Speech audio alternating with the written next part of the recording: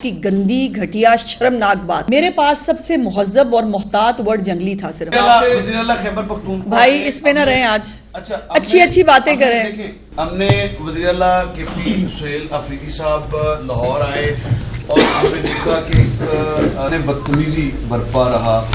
क्या आप समझती हैं कि इसमें हमने अपनी जो रवायात हैं पंजाब की मेहमान नवाजी की वो भी सेक्रीफाइस कर दी हैं? देखिए, मेरी आज ख्वाहिश और कोशिश यही थी कि अगर हम चीफ मिनिस्टर के इनिशिएटिव्स जो हैं उसके ऊपर ही बात करें, वहीं तक रहे, बिकॉज सियासी सवाल आप पूछ लेते हैं, सियासी सवाल जो है वो हाईलाइट हो जाता है और ये जो इम्पोर्टेंट चीज़ें हैं ये कहीं बैकग्राउंड में चली जाती हैं। और लेकिन आपने सवाल पूछ लिया, आपका हक है। मेरी गुजारिश सिर्फ इतनी है कि उनका भी मुल्क है, वो अपने वो एक सूबे के वज़ीर आला हैं, वो तशरीफ़ लाए हैं, हमने उनको खुशामदीद भी कहा। लेकिन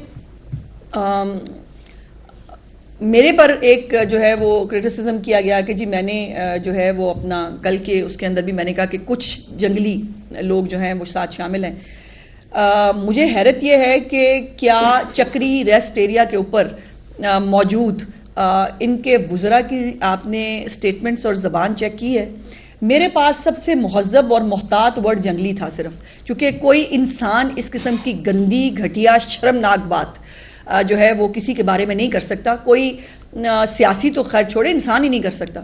सो अगर आप इस तरह से जंगली हरकतें करेंगे, कल जो पंजाब असम्बली के अंदर आपके लोगों ने खुद एक लिस्ट जो है वो प्रोवाइड की, उस लिस्ट के मुताबिक लोगों की एंट्री होनी चाहिए थी, आराम सुकून से लोग एंटर होते। लेकिन आपने देखा कि वहाँ पर जिस तरह से धक्कम पेल हुई, जिस तरह से बग़ैर लिस्ट के लोगों को जो है वो अंदर घुसाया गया, लड़ाई मार कुटाई हुई, बहुत अनफॉर्चुनेट है। और मैं इसके ऊपर इससे ज़्यादा बात नहीं करना चाहती। जहाँ तक रूडा के बारे में बात है, भाई उसके पैसे जो है वो ट्रांसफ़र किए जा चुके हैं, आपको मालूम है।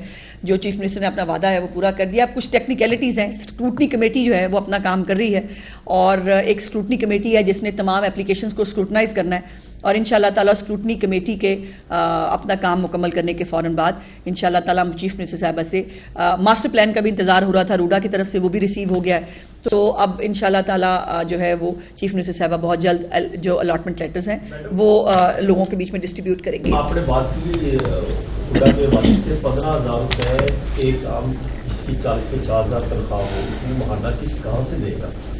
इसको अगर आप डिवाइड करते, बेशक कोई इस तरह का या हुकूमत सब्सिडी दे दे या हुकूमत कोई रास्ता निकाल दे कि 15,000 से हट के तो 2,000। फिर हम इसी बात पे मैं इनिशिएटिव से बात करी थी, इसको हम बलादा से बैठ के बात कर लेते हैं। बात यह है कि ये जो है ना इस मंसूबे में CA डेवलपमेंट चार्जेस हैं हसन, इसमें कोई भी ज़मीन का पैसा नहीं है। ज़रा वहाँ पे ज़मीन की ज़रा कीमत जाके देखी कि क्या है। जो मैंने जैसे गुजारिश की कि 44 करोड़ रुपया हमने जो है वो फ्री ऑफ कॉस्ट ही दिया है जो है वो तमाम प्लॉटों के लिए।